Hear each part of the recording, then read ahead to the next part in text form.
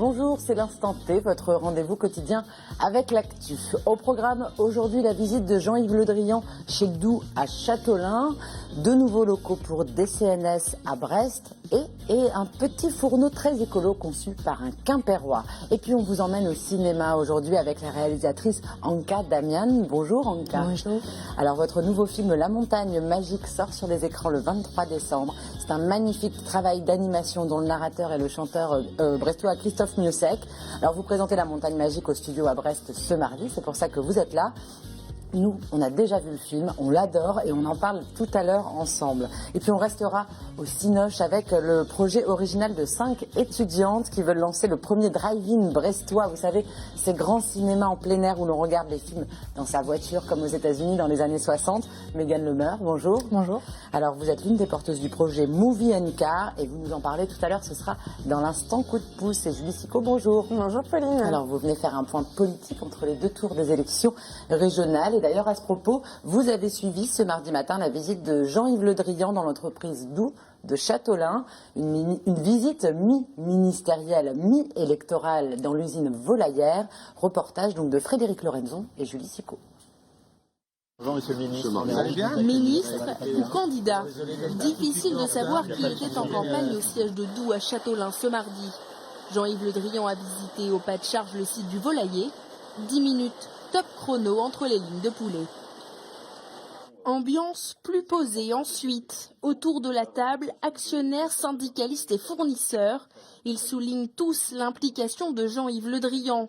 Ses relations avec la famille Al-Mounadjen en Arabie Saoudite, qui possède 25% du capital de l'entreprise bretonne, ou encore sa discrétion. Vous êtes, chacun le sait, un immense ministre de la Défense. Je voudrais vous dire aussi que vous avez été et publiquement le ministre de la Défense de Doux et je vous en remercie. Aujourd'hui, le groupe agroalimentaire va mieux. Doux devrait créer 100 nouveaux emplois en 2016 et la coopérative Terrena va reprendre la tête de l'entreprise dans quelques semaines. Une seule voix a tout de même rappelé le lourd tribut payé par le groupe, 1000 emplois supprimés en 2012. Alors, à l'heure des élections, c'est le moment des comptes. Et pour la syndicaliste Nadine Ourmand, le vote ouvrier a tourné à l'abstention. La priorité aujourd'hui, c'est de pouvoir subvenir à ses besoins. C'est pas la politique. Voilà. Aujourd'hui, la politique qui est menée par les gouvernements successifs n'arrive pas à répondre aux besoins des salariés. Dans le département, 49% des électeurs ne sont pas allés voter pour ce premier tour du scrutin. Difficile de savoir combien représentent les salariés dans ce pourcentage. Mais à quelques jours du second tour et malgré une confortable avance, le candidat socialiste veut mobiliser. Je pense que le développement économique passe aussi par la participation et par la citoyenneté. Une visite promise par le ministre, mais c'est bien avec son écharpe jaune de candidat que Jean-Yves Le Drian s'est présenté ce matin sur le site agroalimentaire. Voilà Jean-Yves Le Drian qui était également en discussion depuis la fin du scrutin avec la liste Europe Écologie Les Verts pour un éventuel rassemblement lors du second tour. Qu'en est-il, Julie ? Les discussions ont été infructueuses.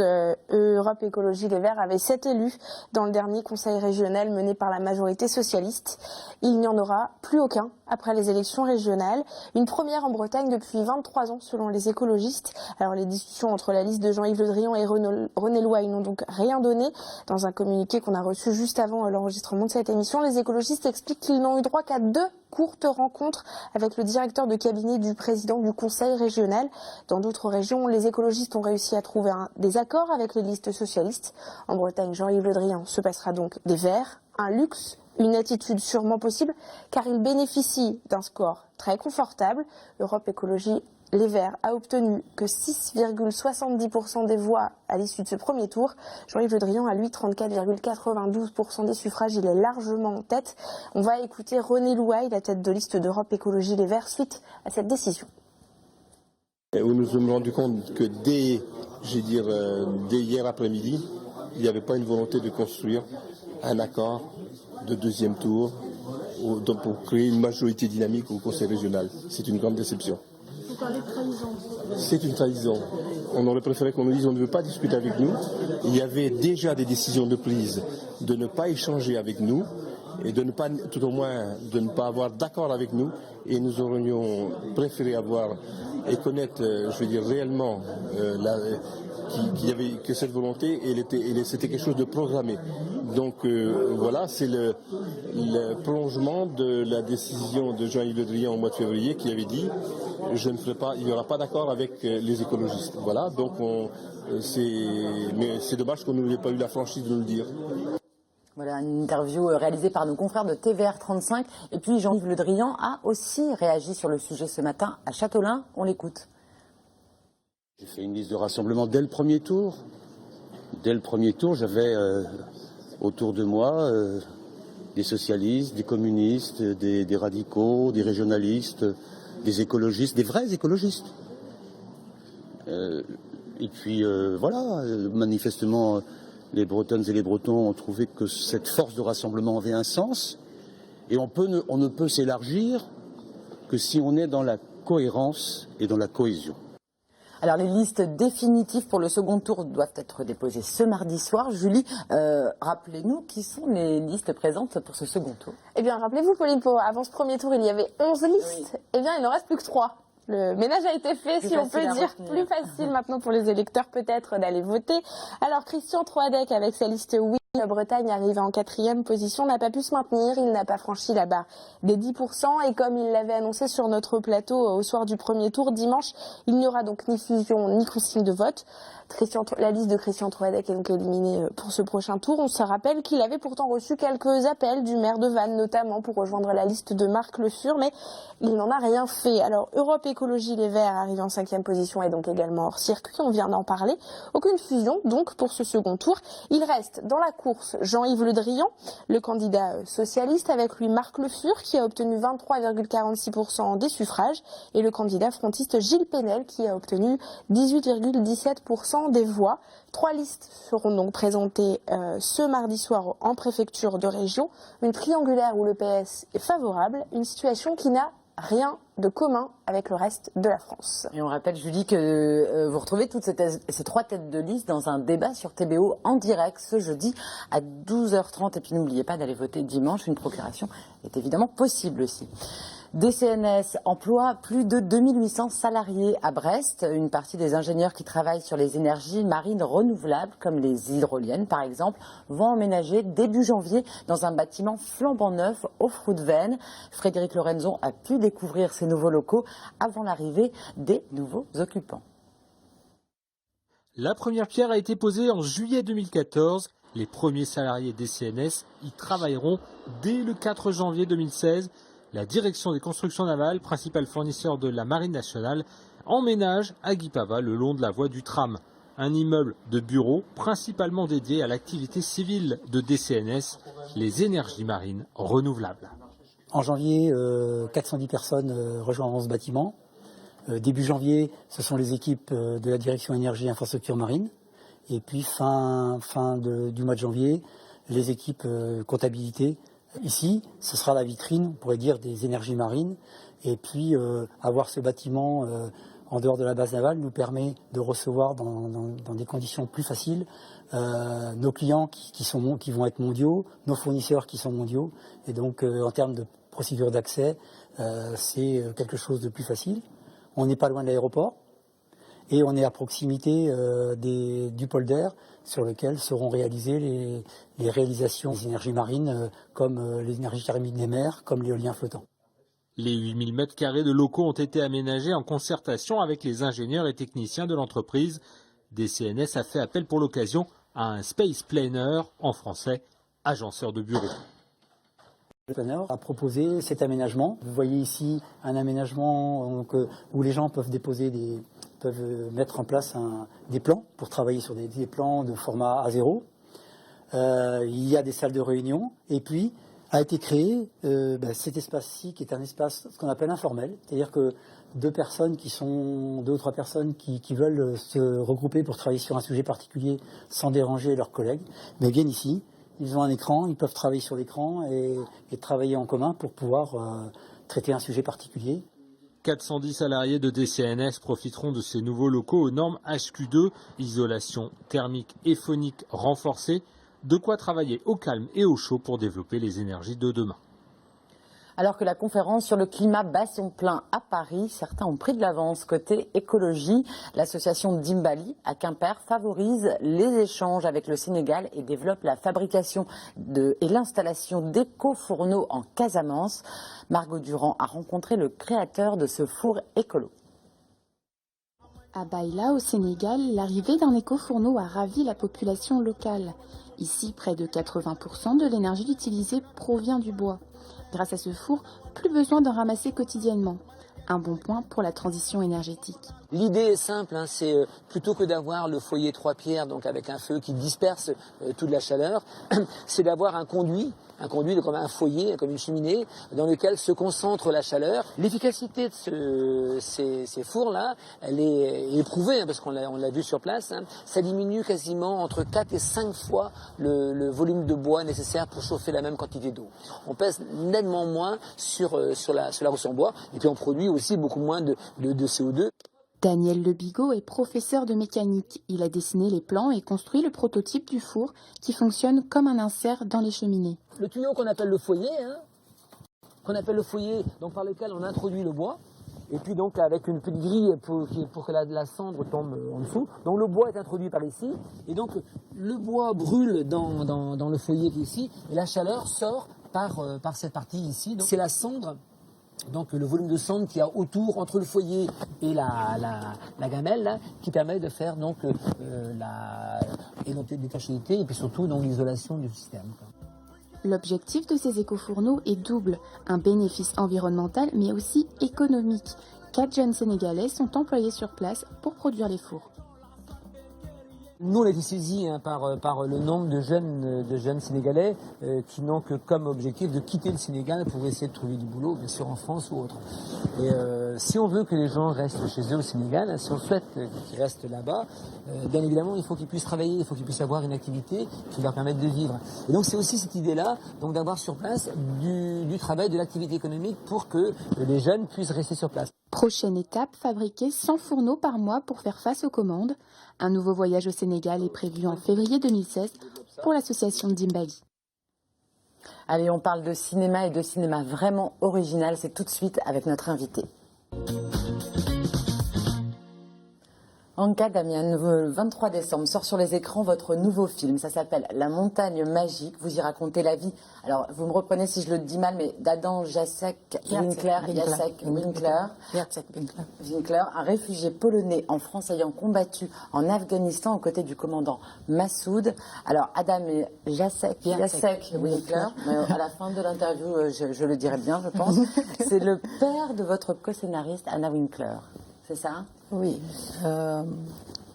Comment le projet est arrivé à vous? Pourquoi vous avez eu envie de raconter l'histoire de cet homme à la fois anarchiste, alpiniste, photographe et artiste? Qu'est-ce qui vous a séduit dans l'histoire de raconter ça? Quand je faisais quand je faisais les voyages de M. Kulik, beaucoup de gens m'ont demandé mais pourquoi je m'en occupe de M. Kulik c'était quelqu'un qui a fait aussi de la prison, qui était dans une prison polonaise. C'est le personnage de votre précédent film. Oui, c'est le personnage de mon précédent film.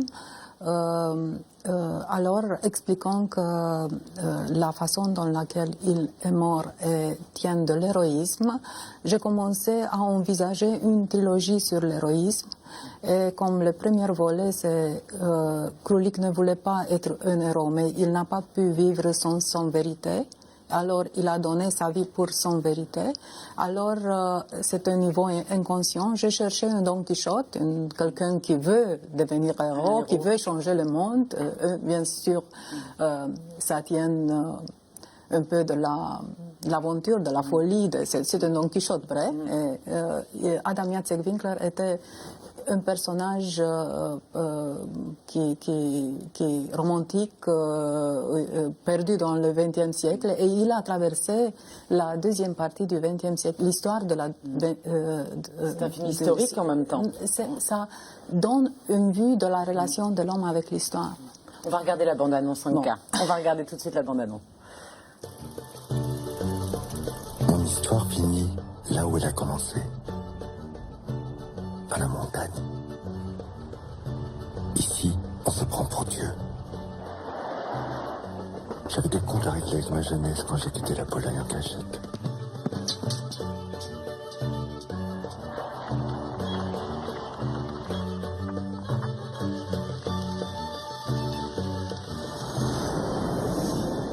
C'était la première fois de ma vie que je ressemblais à ce dont j'avais toujours rêvé d'être. Un chevalier.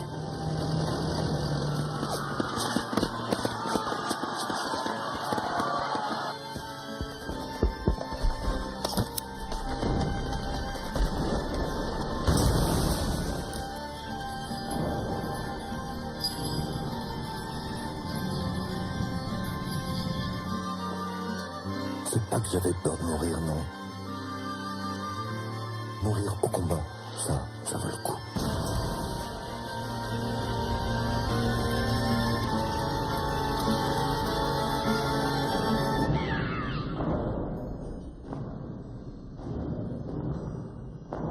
Alors comme dans votre précédent film, Le Voyage de Monsieur Kroulik, vous composez votre film à partir, on l'a vu, d'archives photographiques, de croquis, de peintures, vous les incorporez comme ça, sous forme de collage. D'où vous vient cette envie de mélanger les genres? Premièrement, je pense que le langage du cinéma est beaucoup plus large qu'on croit.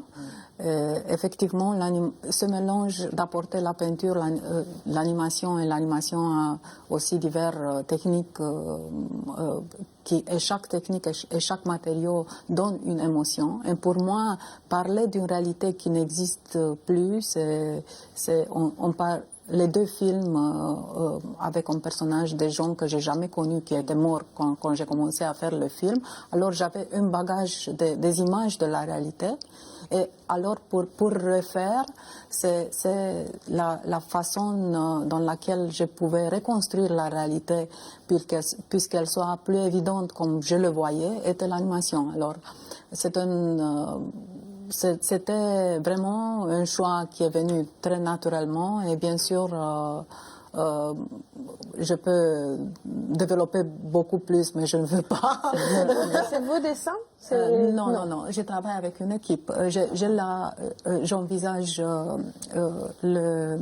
tout le trajet visuel. Et puis, j'avais comme directeur artistique Théodore Rouchev. C'est un animateur c'est un réalisateur qui fait des courts-métrages. Et pour ce projet, il a travaillé comme directeur artistique du projet. Et aussi des animateurs qui... Alors, les Finistériens ont bien sûr reconnu la voix du chanteur Christophe Miossec qui raconte l'histoire. Comment avez-vous choisi Miossec? Comment vous êtes tombé sur lui? Oui, c'était vraiment le choix de la voix, c'était vraiment très difficile parce que premièrement, il devait être vrai. On devait le croire. Je n'avais pas besoin vraiment d'un acteur qui interprète et qui lit le texte. Et le texte est dit parfois contre... il y a le sous-texte qui est derrière plus fort que le texte. Alors je cherchais quelqu'un et pour travailler avec Christophe, c'était plutôt il ne peut pas être que vrai parce qu'il n'est pas un acteur. Alors et il a aussi cette voix spécifique. Vous connaissez, vous aviez des disques de lui? Non. Je lui connaissais, mais vraiment, je lui ai connu premièrement par téléphone. On a parlé pendant toutes les vacances d'hiver avant l'enregistrement, 1 heure par jour. Du personnage, du film, puisque je lui disais, il m'a dit, je suis comme le personnage, je vis en Bretagne où je me sens libre, la mer me donne aussi le sentiment de la montagne. Tout ça, on a beaucoup discuté. Bien, en tout cas, ça l'a nourri, cette histoire. C'est assez laborieux, ses débuts en cabine d'essayage. C'est pas venu tout de suite, ça n'a pas tout de suite été le ton juste, il a fallu pas mal de travail. Oui, on a travaillé pour je dis en cabine de son, pas en cabine d'essayage, pardon. C'était moi la façon dans laquelle je travaille avec les acteurs, c'est plutôt de comprendre le personnage, d'arriver à être, à ne pas jouer. Et avec lui, c'était encore plus le travail.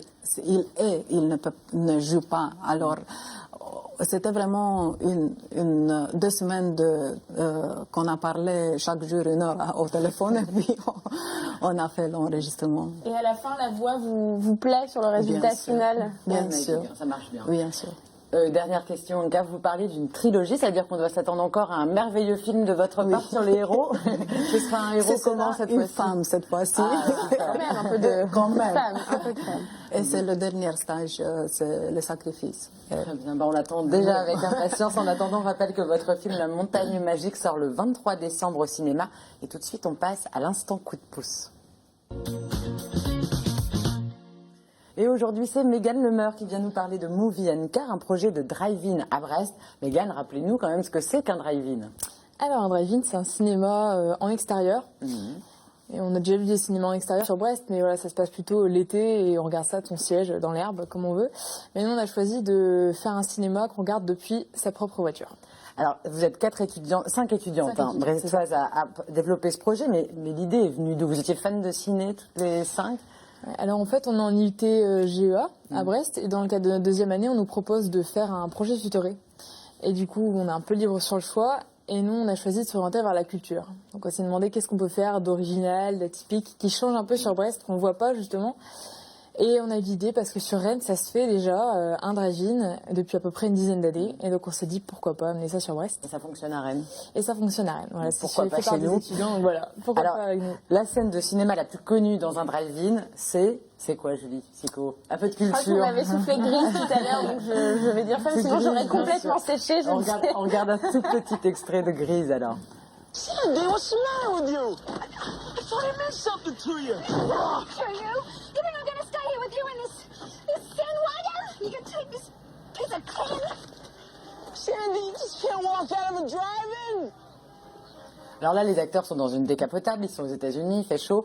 Comment on va faire à Brest dans notre voiture fermée? Je ne vais pas citer de marque, mais sous la pluie, par exemple.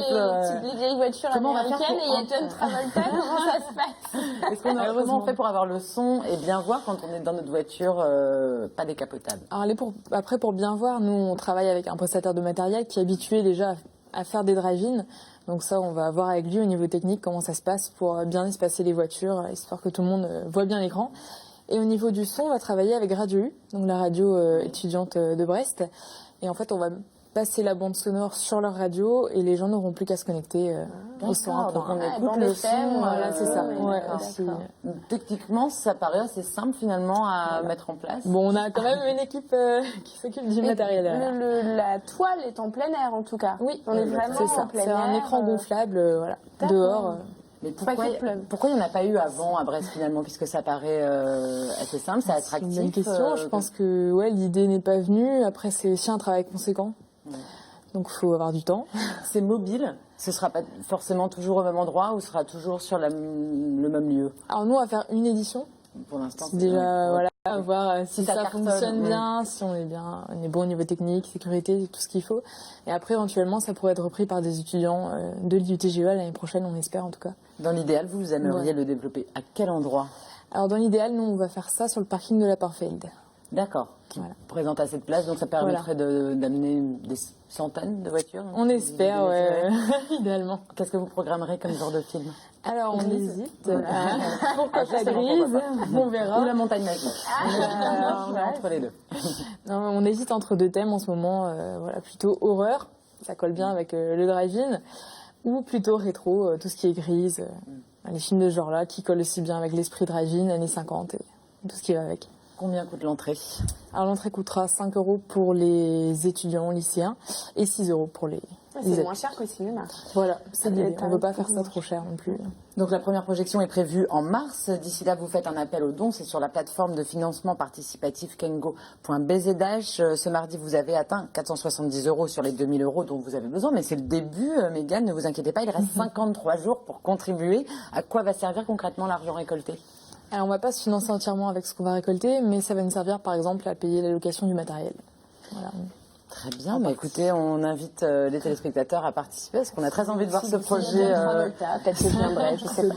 Alors, ce qu'on peut faire. Merci beaucoup, Mégane. Tout de suite, on passe au Focus Programme.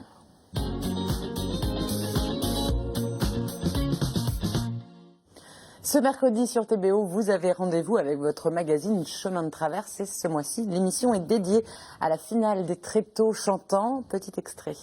Je chante soir et matin, je chante tout le chemin. chante pour du pain, je chante pour de l'eau, je couche la nuit sur l'herbe des bois, les mouches ne peuvent pas. Voilà, l'émission est terminée pour aujourd'hui. Merci beaucoup à toutes les trois d'être venues sur le plateau de l'Instant T. Nous, on se retrouve demain, même heure, pour une nouvelle émission. D'ici là, passez une très belle soirée sur TBO. Ciao.